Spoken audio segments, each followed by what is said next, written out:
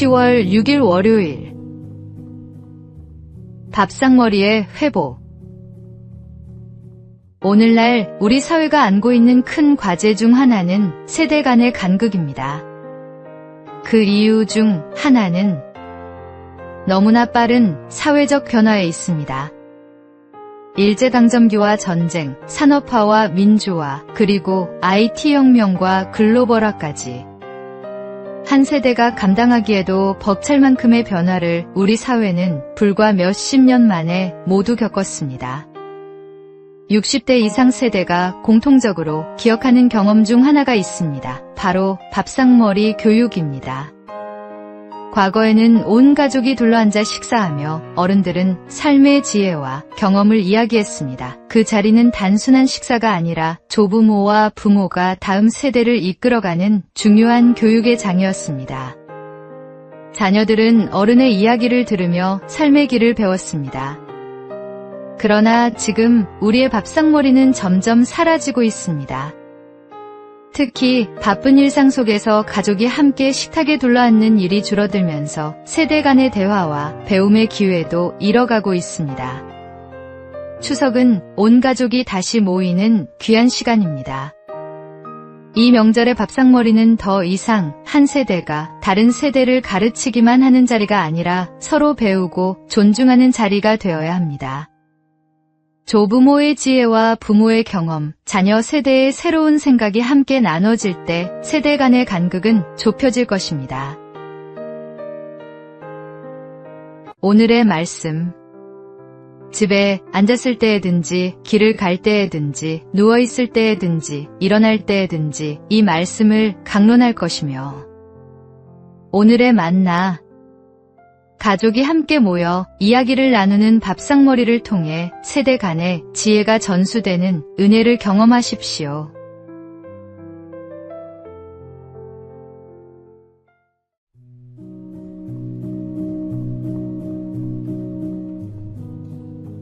(10월 7일) 화요일. 믿음과 실천의 조화. 어느 고요한 호수에서 작은 배로 사람들을 실어 나르던 한 노인 선원이 있었습니다. 그의 배에는 특별한 것이 하나 있었습니다. 바로 노의 양쪽에 새겨진 단어였습니다. 한쪽에는 믿음, 다른 한쪽에는 실천이라고 적혀 있었습니다. 배에 오른 승객이 호기심을 참지 못하고 물었습니다. 어르신, 왜 노에 이런 글씨를 새겨두셨나요? 노인은 직접 보여주겠다고 했습니다. 먼저 믿음이라고 적힌 노 하나만 힘차게 저었습니다. 배는 제자리에서 빙글빙글 돌 뿐 앞으로 나아가지 못했습니다. 이번에는 실천이라고 적힌 노 하나만 저어 보였습니다. 결과는 마찬가지였습니다. 그제야 노인은 두 개의 노를 함께 저었습니다. 그러자 배는 물살을 가르며 호수 위를 힘차게 전진했습니다. 기독교인의 삶도 이와 같습니다. 오직 믿음과 실천이 함께할 때 우리는 하나님이 주신 목적지를 향해 나아갈 수 있습니다. 믿음은 우리의 마음을 주님께 붙드는 힘이고, 실천은 그 믿음을 세상 속에서 드러내는 행위입니다. 한쪽만으로는 결코 나아갈 수 없듯 두 가지가 조화를 이룰 때 비로소 신앙은 온전해집니다. 오늘의 말씀. 행함이 없는 믿음은 그 자체가 죽은 것이라. 오늘의 만나. 믿음의 고백 위에 구체적인 실천을 더하는 삶이 하나님 앞에서 온전한 신앙생활입니다.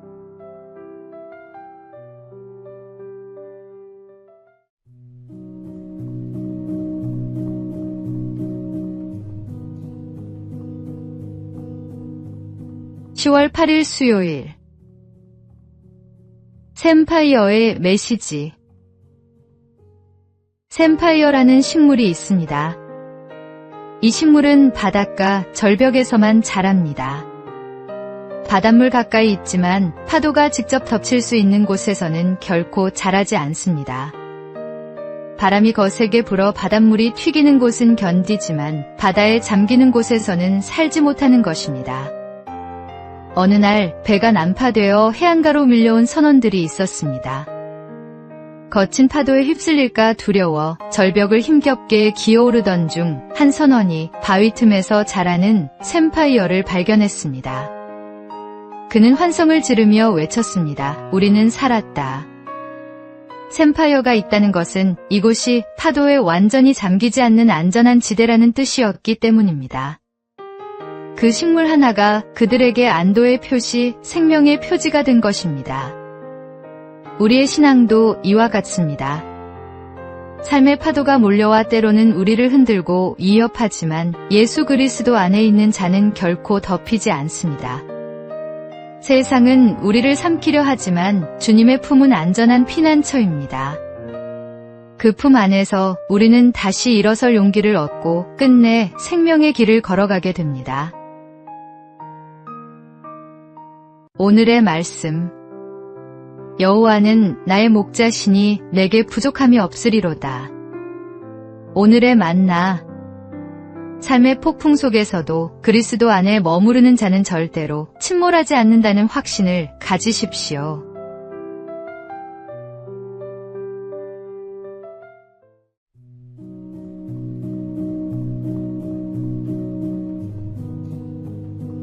(10월 9일) 목요일. 사랑하고 또 사랑하다가. 94세를 일기로 세상을 떠난 한원주 원장은 의술을 넘어 사랑과 섬김의 삶을 살다 간 신앙인이었습니다.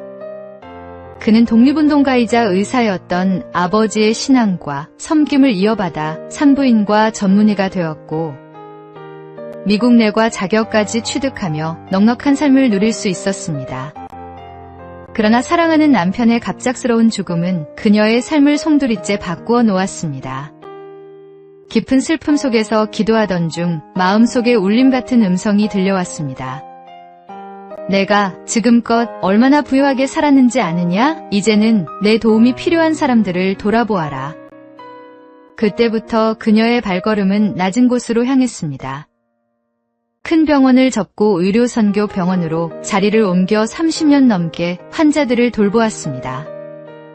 병든 몸을 치료하는 데서 멈추지 않고 함께 노래하고 운동하며 삶을 나누고 무엇보다 말씀으로 위로하며 환자 곁을 지켰습니다. 마지막까지 환자를 품었던 그의 삶은 한 문장으로 요약됩니다. 사랑하고 또 사랑하다가 하나님께 갔다. 한원주 원장이 마지막으로 환자들에게 건넨 말은 지금도 우리 가슴에 잔잔한 메아리처럼 남습니다. 힘내, 가을이다, 사랑해. 오늘의 말씀. 사랑은 오래 참고 사랑은 온유하며 시기하지 아니하며. 오늘의 만나. 사랑을 실천하며 살아간 인생은 마지막 순간까지 아름다운 향기를 남기게 됩니다.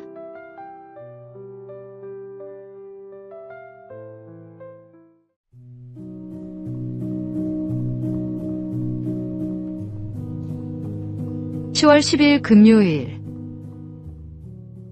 끝까지 최선을 다하는 삶.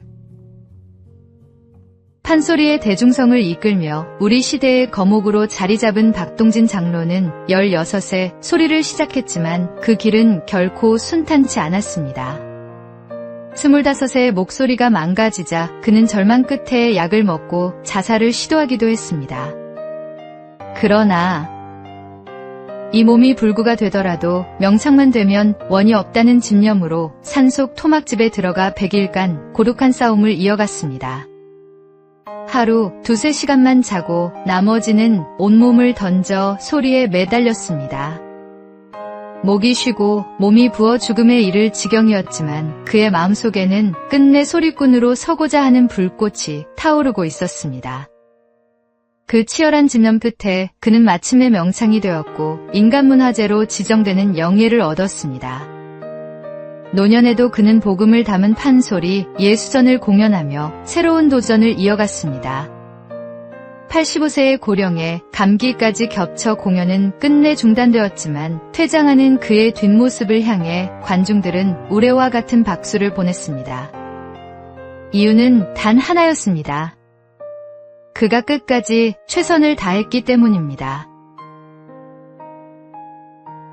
오늘의 말씀. 나는 선한 싸움을 싸우고 나의 달려갈 길을 마치고 믿음을 지켰으니. 오늘의 만나. 결과보다 과정에서 최선을 다하는 삶이 하나님과 사람 앞에서 진정한 박수를 받는 인생입니다.